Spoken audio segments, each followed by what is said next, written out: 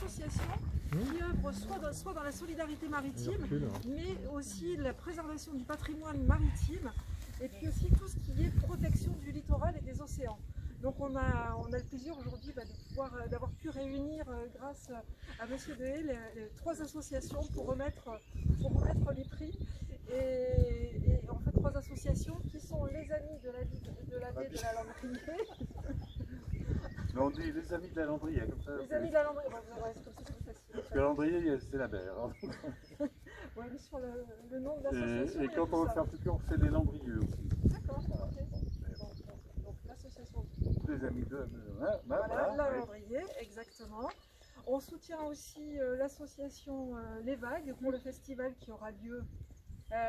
Qui démarrera peut-être en partie en juin si les théâtres sont ouverts, et sinon après le mois de septembre, en fonction de l'évolution de la vaccination, parce qu'on ne veut pas faire un festival tout numérique.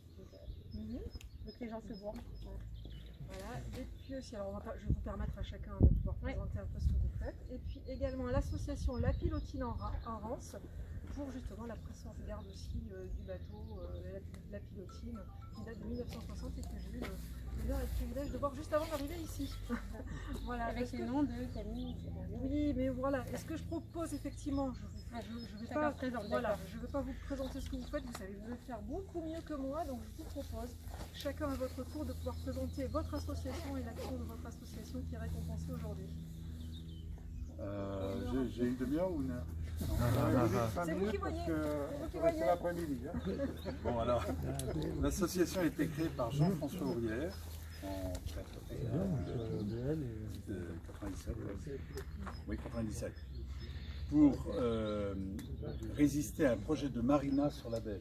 Ici, il n'y aurait que des bateaux au ponton. Et donc, il a fait un travail pour faire inscrire la cale, qui est un monument unique en Europe, à l'inventaire supplémentaire.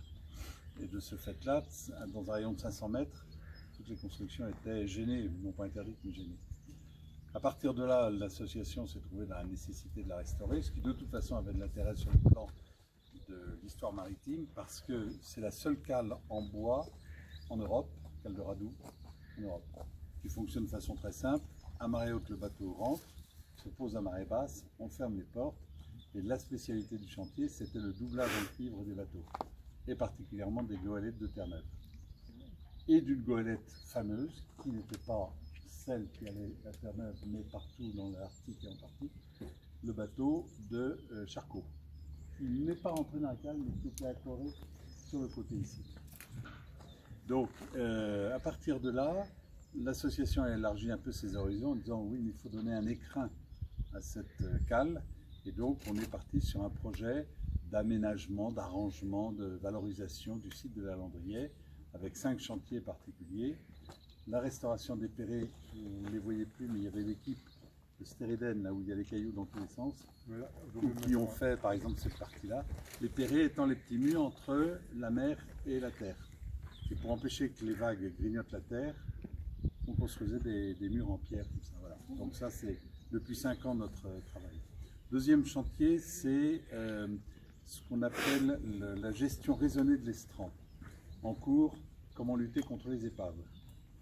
On a fait retirer au mois d'octobre, après 12 ans de lutte contre ceux qui résistaient, 14 épaves, et on a encore 10 à faire enlever cette année en 2021. Ce qui a été exemplaire, c'est que c'est un sujet qui n'intéressait pas tellement ceux qui auraient pu s'y intéresser. Je n'ai pas nommé le PNR. Hein. Et donc, ce sont les associations, les locaux qui prennent en charge l'aménagement de leur ville. Et c'est très bien, et c'est notre démarche. Donc, 12 ans de bagarre pour arriver finalement à ce truc-là. 4e chantier, 3e, je sais plus, enfin, moteur du vent. Alors, on a des hésitations sur la date. C'est un énorme monocylindre de 40 cm d'alésage qui permettait de fournir l'électricité au chantier. Un exemplaire également unique de la motorisation des chantiers navals. Ici, il y avait l'électricité quand il n'y avait pas d'électricité au village. Et enfin, last but not least, grâce à Stéphane, nous avons un atelier de dorimousse, de construction de dorimousse, sur le modèle de ceux qui étaient construits à Saint-Servant par une autre association qui nous a prêté ses formats, etc. Et tous les samedis matins, vous avez des parents, grands-parents, petits-enfants qui viennent pour construire leur Dorégus. Voilà. Alors vous allez me dire, mais la caloge dans tout ça? Très bonne réflexion, merci de la question. J'allais me la poser. On a pour tenir notre bureau ce qui s'appelle une bijoute. La bijoute, c'est la cabine qui est sur les chalutiers. On tient à 2 ou 3, mais il se trouve que le bureau est un peu plus large, donc il faut absolument qu'on l'agrandisse. En plus, notre bijoute est hors service. Donc l'idée, c'est de reprendre ce que faisaient les goémoniers à Saint ou dans la presqu'île de Crozon, ou également en Irlande, à Étretat, les pêcheurs et tout. On récupère un bateau qui est en fin de vie, qui ne peut plus naviguer, on le remène sur la grève, on le retourne, on le pose soit sur des murets, soit sur des poutres, et ça sert d'abri pour mettre soit le matériel de pêche, voire pour les gens les plus pauvres, d'abri pour y habiter. Voilà. Donc cette caloge, elle sera située, on m'a posé la question, sur le sentier du littoral, qui vient d'être réouvert pour la partie de la Landrière, ça fait partie de l'aménagement. Et donc les promeneurs, qui sont très nombreux, dont certains ont tendance à regarder plus leur godasse que le paysage, il faut bien dire les choses, pourront être attirés par ce lieu de repos qu'on leur offrira, et à cette occasion on pourra présenter ce qu'ils souhaitent, etc. De trucs. Voilà. L'exposition aussi, effectivement, sur la Exposition. That's all, folks. accompagner ce beau projet. Non, c'est pas ça. Il faut vous dire que c'est pas toujours comme ça. Oui, alors. En été, on s'est Rien. beaucoup plus Il n'y a pas de bateau. dégagé. Et bon, il y a eu un effet pervers dans l'enlèvement des épaves, c'est-à-dire qu'on a fait un peu de place et le sentier général a fait Immédiatement. un peu de... L'été, c'est beaucoup plus raisonnable et c'est plutôt sympathique. Et c'est l'été qu'on fait les événements qui nous permettent de financer en partie les travaux qu'on peut faire. C'est-à-dire que nous avons, on participe à la journée des océans, vous savez, on nettoie les plages, etc. avec les gamins. Et à cette occasion, on leur fait un petit peu d'éducation sur la protection de l'environnement. Ensuite, nous avons le trophée Jules Campion, qui est la traversée de la Rance à la nage. C'est réservé aux Happy Few qui sont 100, pas plus. Donc dès le mois de février, ils s'inscrivent. Et puis, voilà. Après, il y a le 15 août, nous animons les fêtes nautiques, etc. du 15 août, puisque vous avez là-bas Notre-Dame de la Miette, cette statue. Il y a toute une fête avec galets de saucisses, bien entendu, etc. etc. Et la messe. Hein et la messe, pardon, excuse-moi. Et puis après, il y a, alors on participe quelquefois à Calencal, et enfin les journées du patrimoine. Bon. Le calendrier actif, effectivement, et la journée de l'océan, nous, au titre du prix des maritimes, Béatrice Nicolas Godin, qui est là, effectivement, au titre du prix des maritimes Grand Ouest, on participe également à ces journées. Tout à fait. Et merci beaucoup pour cette présentation. Un peu longue, excusez-moi. Non, mais c'est intéressant. D'accord. Vous faites des activités diverses, vous avez beaucoup d'activités, et c'est chouette, je trouve, et c'est bien d'avoir pu préserver ce lieu-là, en fait. L'objectif, c'est d'avoir fini tous ces réaménagements pour le mettre à disposition du public en 2030. C'est très proche. Si la Covid ne nous empêche pas de... Ah, effectivement. On espère qu'on aura Si on est trouvé des encore moyens vivant. de vivre avec, en tous les cas. Merci beaucoup. Je vous en prie. Peut-être avec Eric, vu que c'est dans le même Allez, domaine. allez, on y va. Ouais. D'accord. Bon, je me démasque. Bien, donc moi je représente, je suis président de l'association La Pilotine en Rance, qui a été créée il y a maintenant 18 ans par là, un peu plus, ouais. Donc moi je suis récent, hein, en fait je suis à côté de Camille qui est l'armateur du bateau qu'on est en train de restaurer, donc, qui est le dernier navire pilote en bois de Saint-Malo. C'est un navire à moteur, hein, et qui a été construit au chantier Sibéril, donc du côté de Carantec, et qui a donc joué son rôle de pilote pour le port de Saint-Malo jusqu'en 1975 par là. Ouais.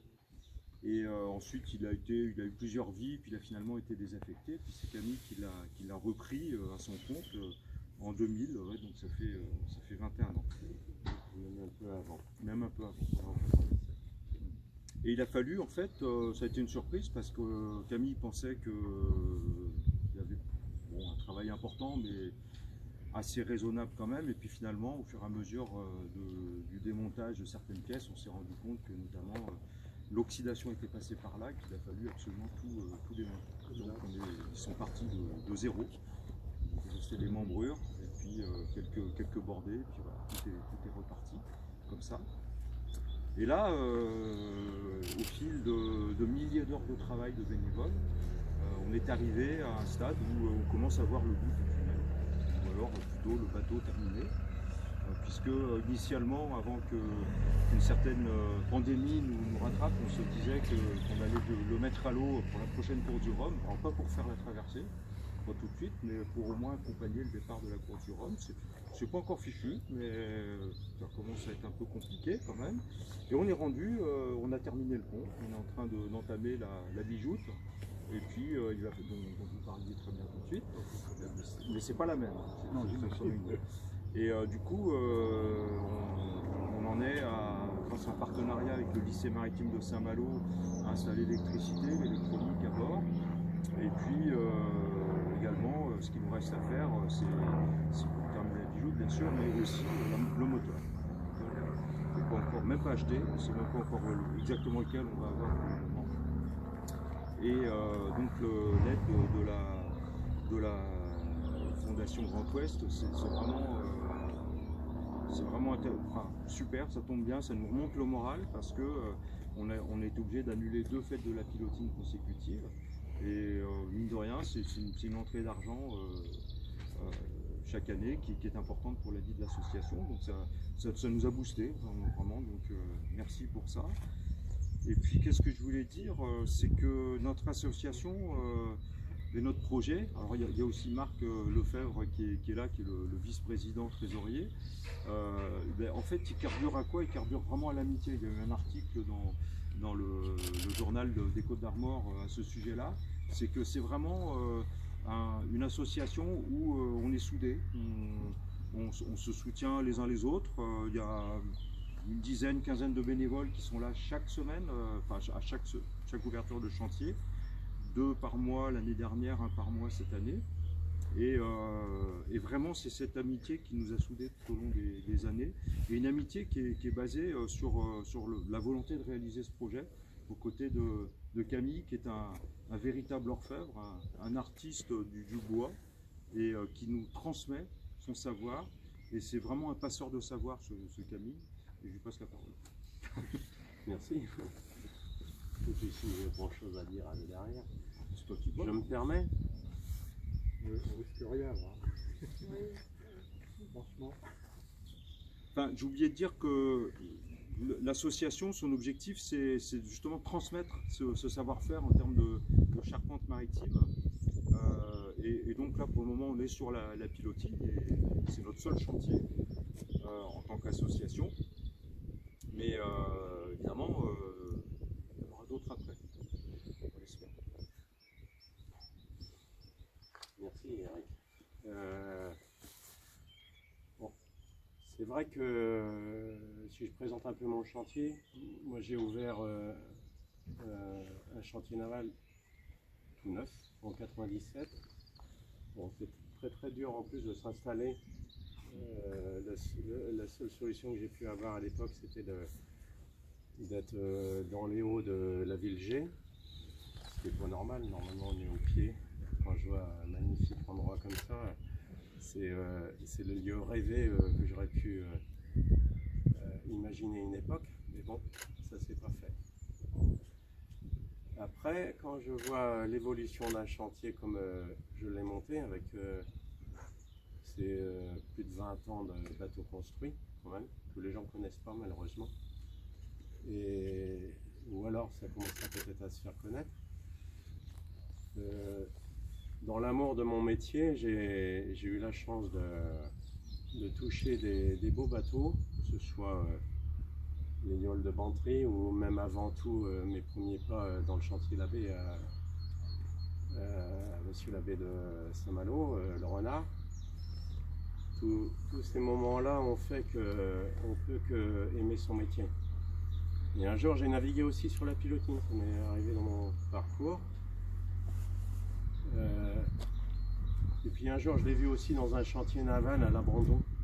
Je trouvais ça dommage parce que derrière, il y a des dessins, il y a des lignes soutenues, travaillées. Derrière un architecte d'Hervin, très connu pour son époque. Hein. Il a dû dessiner le Curun, vous connaissez peut-être un peu l'histoire. Et pour moi, je trouvais pas juste de laisser partir parfois des bateaux comme ça, sachant que j'avais vécu un petit brin d'histoire. Donc je me suis accroché à ce projet, tout en montant un chantier et tout en créant une famille. Donc, tout était d'un complexe inimaginable, et la pilotine était en plus très atteinte. Finalement, j'avais fait une expertise dessus et j'avais pas découvert un problème technique qui m'a engendré beaucoup de travail. Et si j'ai à dire une bonne chose, c'est surtout aux gens qui m'ont entouré jusqu'à maintenant, les bénévoles, qui ont été reconnus par la région Bretagne déjà, il faut savoir le dire. Et on a eu 14 000 heures de travail reconnues, de travail acharné, de patience. Et il faut tenir le choc, hein, tout en, bien sûr, maintenant un chantier naval, donc essayer de le faire vivre avec toutes ces difficultés. Essayer de dessiner des bateaux, essayer de s'en sortir, parfois dans l'autre sens. Puis aujourd'hui un petit peu plus comme ça. Voilà, c'est comme ça, a priori c'est la vie. Hein. Mais je suis assez optimiste finalement. Quand je rencontre Eric, quand je rencontre Marc, quand je rencontre tous les copains qui nous soutiennent depuis des années, franchement ça donne envie de construire. Et c'est un peu l'image de notre association. C'est pas que la pilotine c'est une image. C'est en même temps une histoire qui vous appartient, parce que 1960 c'est pas si vieux que ça. Et les pilotes existent encore. Nos façons de travail classiques existent, la preuve. Parfois, moi j'ai travaillé sur des techniques de 200 ans en arrière, plus vieux bateaux français en bois existant encore au musée Dublin en Irlande. Vous êtes peut-être au courant. Donc, moi ça m'a appris beaucoup en plus à cette époque-là. Ça m'a permis d'en faire 3 en plus avec des jeunes, des jeunes parfois même dans la difficulté, réinsertion, prisonniers. Construire des bateaux, leur faire rêver, leur donner une chance. Ça, c'est un peu l'histoire de notre association, finalement. C'est que les gens qui viennent autour, c'est qu'ils ont envie de découvrir. Et derrière la pilotine, finalement, il faudrait quoi? Créer un noyau dur, une école sur tas. Un vrai savoir-faire qui est en train de disparaître, que finalement personne ne connaît vraiment, sauf ceux qui ont le nez dedans tous les jours. Et voilà, c'est ça, donc on verra. Quand la pilotine sera à l'eau, bah écoutez, c'est à vous d'encourager la possibilité d'un nouveau projet, peut-être un bateau en forme, parce que le bateau en forme, ça appartient à qui? À ceux qui savent. Voilà. Je ne sais pas quoi dire de plus.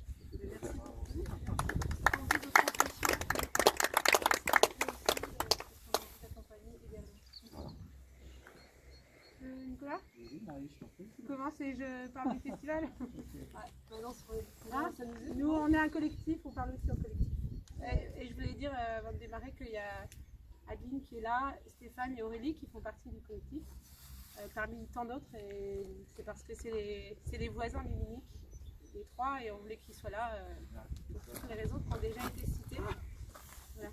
Vas-y. Donc en 2 mots, moi je vais vous présenter le collectif Les Vagues, qui est un réseau de personnes qui viennent d'horizons divers et variés. Ça fait depuis 2018 que ce collectif est constitué. C'est un collectif qui est ancré sur la côte d'Émeraude, l'estuaire de la Rance, donc du Cap Fréhel au Mont-Saint-Michel jusqu'à toute la Rance maritime et le fluvial également, l'arrière-pays. C'est un collectif qui a vocation à parler de la mer, des océans, de la culture maritime, et aussi d'aller réinterroger de qu'est-ce qui fait cette culture maritime ici, localement sur ce territoire. Donc dans ce collectif, on a à peu près une centaine de personnes. On a des artistes, on a des marins, on a des chefs d'entreprise, on a des scientifiques, on a monsieur, madame, tout le monde. Il y a vraiment une grande diversité, c'est ce qui fait la force de ce collectif. Et puis ce réseau de personnes a envie de faire bouger ce territoire, de le faire avancer dans le domaine de cette culture maritime locale. Et nous organisons pour l'instant des événements, donc c'est plusieurs événements, donc le Café des Vagues, qui sont des moments de rencontre sur des thématiques précises. On a eu la chance d'en faire 3. On en a fait un premier d'ailleurs avec Eric et les chercheurs du Muséum d'Histoire Naturelle à Dinard sur les sciences participatives sur le domaine maritime. On en a fait un autre qui a eu lieu à la SNBSM, quai du Bajoyer à Saint-Malo, sur la météo et sur les vagues, comment justement prévoir les évolutions de météo en mer, avec Christian Dumas qui est routeur et des marins. Et puis on en a fait un autre qui était vraiment un moment assez incroyable dans un bar à la Belle Époque intramuros sur la poésie et les contes qu'on a fait au coin du feu juste avant notre premier confinement. Et c'était un moment assez incroyable où les gens ont raconté beaucoup de choses en poésie et en contes. Donc on espère pouvoir reprendre ces cafés des vagues quand on pourra le faire. Donc ça c'est cette partie, on va dire, de diffusion des connaissances sous toutes ses formes.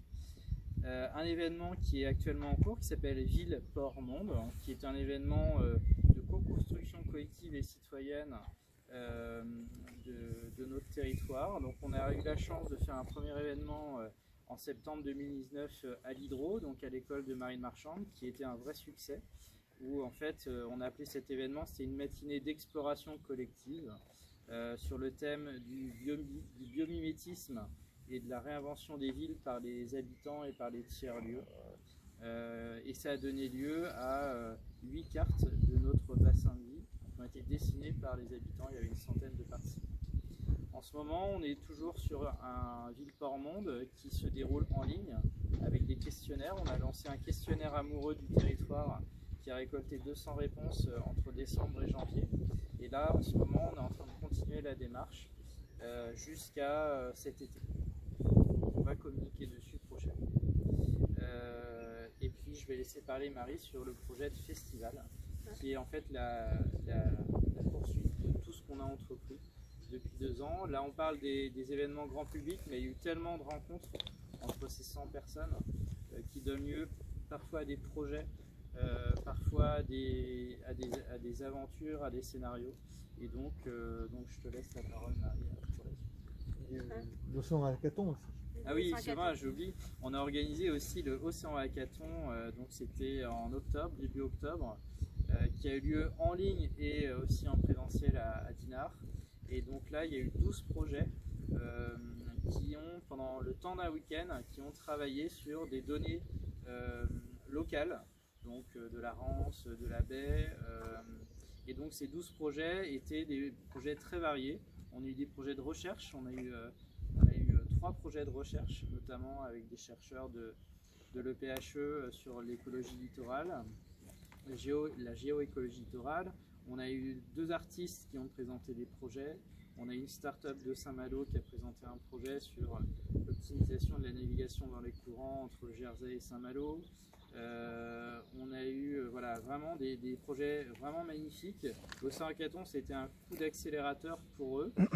Parfois, ça a été une révélation. Et pour cette année, on a décidé de faire une pause sur le Océan Hackathon pour pouvoir mieux l'organiser dans un an entre le pays de Dinan et le pays de Saint-Malo. Et voilà, donc beaucoup de gens y ont participé. Eric, des membres aussi du muséum, y ont participé. Et c'était un beau succès aussi. Voilà. Ok. Donc l'idée en fait, ce qu'on n'a pas dit, c'est qu'au fondement des vagues, au départ, on a gardé ce qu'on appelle l'état d'esprit d'exploration et le partage des connaissances en se demandant, par rapport aux défis du XXIe siècle, qu'est-ce qu'on fait, qu'est-ce qu'il y a à explorer sur la mer et l'océan, et comment on partage les connaissances entre nous et aussi entre toutes les générations. Donc en fait là l'idée c'est de faire émerger du territoire en fait un festival, que ce soit Saint-Malo, Dinard, la vallée de la Rance en fait, où les habitants sont impliqués le plus possible en amont sur le thème de la mer et l'océan, donc qui aurait lieu tous les ans. Et pour la première année, donc c'était avant la pandémie qu'on avait choisi le thème, c'était 20 milieux sous la mer, pour parler à la fois de sous les mers et aussi du rapport que chacun a personnel et intime à la mer, parce que chacun a un rapport différent en fonction de où sont ses pieds. Et évidemment en référence à l'œuvre de Jules Verne, parce qu'on pense qu'il a inspiré beaucoup de monde, et en plus qu'il y a des enfants qui ne connaissent pas tous forcément Jules Verne, les enfants de 10 ans ne l'ont pas tous lu. Et donc l'idée c'est toujours de le faire à la manière des vagues, c'est-à-dire collectif, en pluridisciplinaire au sens où on aime que les mondes se rencontrent. Donc par exemple on a sollicité la Dramar qui travaille sur l'archéologie sous-marine, les plongeurs, à la fois les plongeurs en apnée, les plongeurs en bouteille, des personnes qui sont dans des associations sur le milieu marin comme à l'Arc ou Sensation Littorale, qui font beaucoup de pédagogie et d'éducation auprès des enfants, mais aussi voilà, des artistes comme Adeline. Donc si je peux juste dire un mot du dernier travail d'Adeline la semaine dernière, elle a fait un magnifique travail sur les poissons, parce qu'elle est artiste naturaliste, pour le Cap d'Erquy. Tu peux dire un mot Adeline, juste pour illustrer le genre de projet que... Oui, alors en fait, là, ce travail, en l'occurrence, c'était présenter des espèces locales qui sont liées à la filière pêche des Côtes d'Armor. Et c'était vraiment... donc l'idée, c'était de faire un outil pédagogique. Et moi, je faisais les illustrations. Ça a été décliné après sous forme de supports en bois et de cartes, de jeux. Enfin, c'est très très interactif, très ludique en fait. Donc c'est là où je trouve moi du sens dans mon travail d'artiste. C'est bien de servir des projets très concrets, scientifiques, de participer à l'éducation à l'environnement, parce que moi j'ai cette forte sensibilité à la protection de l'environnement et j'ai envie que mon travail et que ma main d'artiste elle serve vraiment dans ce sens. Et puis de lier l'art et la science, voilà, c'est un peu mon leitmotiv. Donc, voilà. Et donc ça c'est pas fait dans le cadre des vagues, puisqu'Adeline le fait de toute façon. Mais par exemple, via le réseau des vagues, on a des gens qui sont à Concarneau qui ont contacté Adeline parce qu'ils voudraient utiliser le matériel qu'elle a développé ici. Et c'est par le réseau des vagues aussi qu'on peut essaimer et diffuser des choses. Donc le festival, il s'adressera au grand public. Il sera en partenariat avec tous ceux qui veulent nous soutenir. Du moment qu'on partage l'état d'esprit, on peut aider. Et on parlera aussi bien du patrimoine maritime que des enjeux liés par exemple à l'évolution des planctons qui sont sous la mer. Voilà, donc on voulait absolument faire quelque chose où les gens se rencontrent dans la vraie vie. Parce que tous les festivals en ce moment sont en train d'être numérisés. Et moi j'ai travaillé pendant 15 ans dans le numérique et je ne veux surtout pas faire un festival que numérique. On préfère faire peut-être plus petit. Voilà. Donc l'idée, ça serait de commencer par une pièce de théâtre qui existe, qui a été montée par une compagnie du Finistère, qui est justement 20 milieux sous les mers. Et parce qu'en plus, ils ont développé énormément de contenu pédagogique où ils vont dans les écoles et les EHPAD pour faire de la médiation autour en fait de ce projet. Et c'est une pièce de théâtre qui a rencontré un énorme succès. Mais après, l'idée, c'est vraiment de travailler avec les gens d'ici en disant... En année 1, 2021, on sort du confinement et on va aller réexplorer nos côtes, ce qu'il y a juste à côté de nous, sous l'estran à marée basse. Pour ceux qui pourront aller plonger en apnée, mais ça sera qu'un petit nombre de personnes, ou en plongée bouteille, ils auront plongé peut-être à Biseux ou ailleurs avec justement les différents acteurs. Et puis on va organiser notamment avec les artistes un certain nombre d'espaces de création en commun, etc. Et notre rêve, ça serait même de se dire que les chantiers navals, soit des bords de Rance, puissent participer à ce que les enfants fabriquent des choses avec leurs mains. Donc pourquoi pas un Nautilus, un sous-marin en bois, soit en petit format, soit en grand format. On adorerait parce qu'on pense que la transmission autour de la main, elle est extrêmement importante et on a toujours tendance à penser que la connaissance se loge un peu plus haut. Donc c'est aussi l'occasion, ce festival, justement, pour recréer le lien avec des gens qui ont une forte culture maritime, comme les chantiers d'ici. Et puis de revaloriser auprès du grand public, mais à notre manière parfois un peu plus, soit artistique, soit un peu différente, plus ludique, etc. Et puis d'embarquer le maximum de monde. C'est un projet pour les habitants du territoire. Donc, juste pour vous dire comment c'est né, c'est que le premier atelier des territoires qui s'est organisé par Nicolas, il y avait une vingtaine d'adultes et d'enfants. Et on leur a juste dit, on voudrait faire un festival, le thème ça serait 20 milieux sous la mer. Qu'est-ce que vous imaginez? Est-ce que c'est important pour vous de le faire sur ce territoire ou pas? Qu'est-ce que vous voyez dedans, etc. Et la réponse qu'on a eue, c'était bah oui, c'est très important de repartir dans cet esprit de découverte et d'exploration et de cultiver le rêve et l'imaginaire, et pas juste d'apprendre aux enfants à ramasser des déchets sur la plage.